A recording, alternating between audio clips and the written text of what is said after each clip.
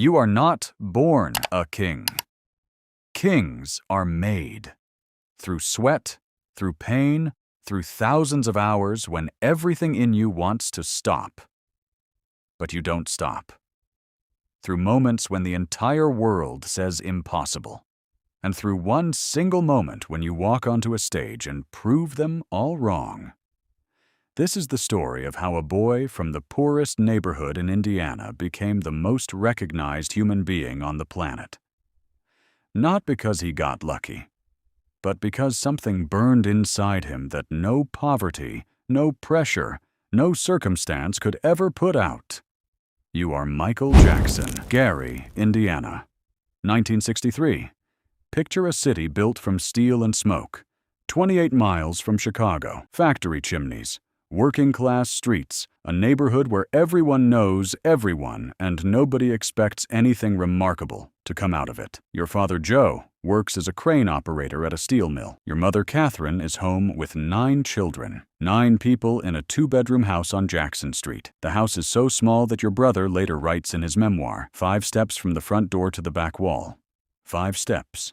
Your entire universe. But inside those 5 steps, there is music.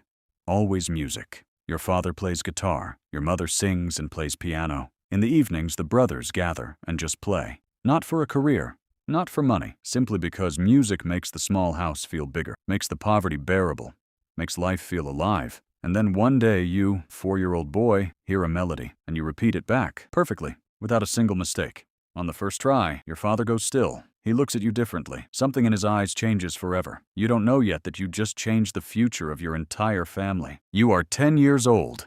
Producer Bobby Taylor brings you to audition at Motown Records. Los Angeles, a different world entirely. The office of Berry Gordy, the man who built the most successful black music label in American history. Diana Ross, Stevie Wonder, Marvin Gaye, all of them walked through these doors. Now, you step forward and sing. Gordy listens, says nothing. Then he says one word, signed. The whole family moves to Los Angeles. Gary is left behind. Ahead, recording studios, tours, television.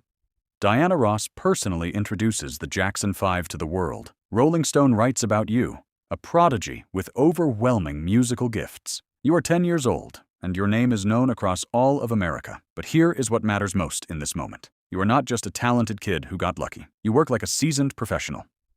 Studio, rehearsals, concerts, back to the studio, back to rehearsals, back to concerts, a cycle that never breaks. And inside that cycle, you get better every single day. More precise, sharper, more powerful. Tours across America, sold-out venues everywhere.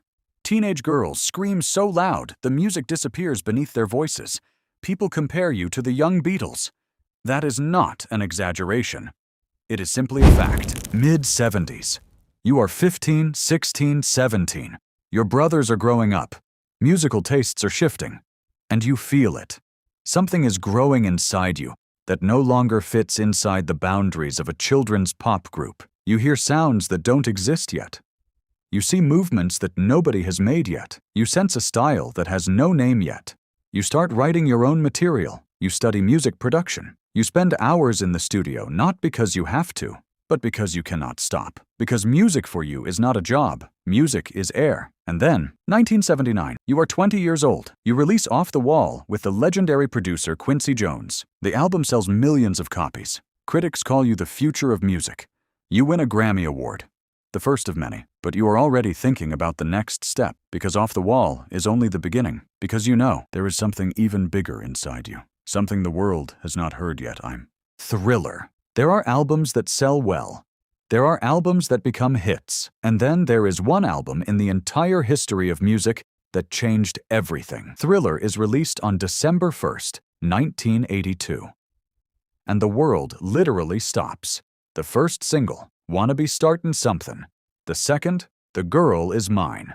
The third, Billie Jean. The fourth, Beat It. The fifth, Thriller. 7 singles from one album reached the top 10 simultaneously. 7 at the same time. It had never happened before. It has never happened since. But the most important thing is not the numbers.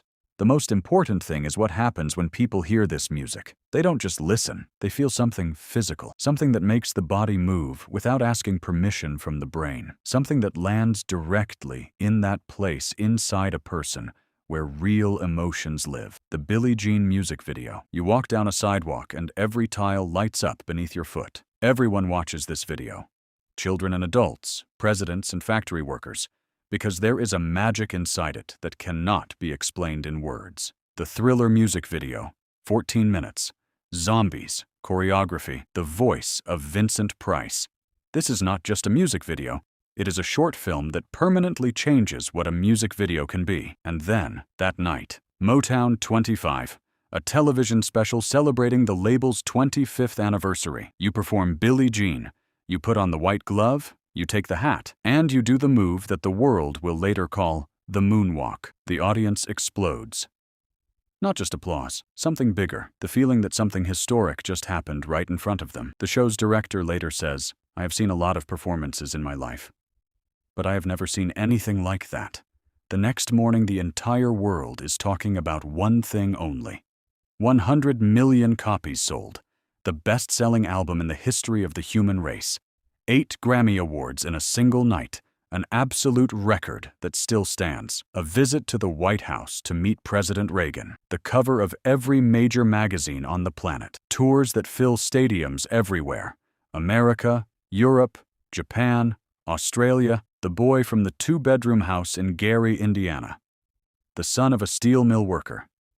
The kid who moved to Los Angeles at 10 years old with nothing but a suitcase full of hope. Now, the king of pop. Not a nickname, a title, one of a kind. The only one there has ever been. But fame this size has a weight nobody warns you about. The 1987 album, Bad. 5 #1 singles. Stadiums sold out around the world. You are still on top. But something is shifting. The 1990s bring something else. Allegations, lawsuits, a trial. Years where the music is no longer the only headline. You are acquitted in court, but the court of public opinion is a different place, and it never fully lets you go. Your appearance changes. Surgeries. A skin condition called vitiligo, one you finally explain to the world yourself, in your own words, on television. Still, you keep working. Dangerous, history, invincible. Millions of records sold, decade after decade, even while the noise around you grows louder than the music. By 2009, you are 50 years old, tired, in debt. But planning a comeback. 50 shows, one more time on a stage built for you. You never make it there. On June 25th, 2009, in a rented house in Los Angeles, your heart stops. The world that once stood and screamed your name now stands still in shock. Hundreds of thousands gather to say goodbye. Billions more watch from wherever they are. This was your life. 5 steps in a small house in Gary, Indiana. A stage that made time stand still. A title no one before you held, and no one since has earned. Not a perfect story. Not a simple one. But a story that changed what was possible. For music, for performance, for one boy who refused to stop.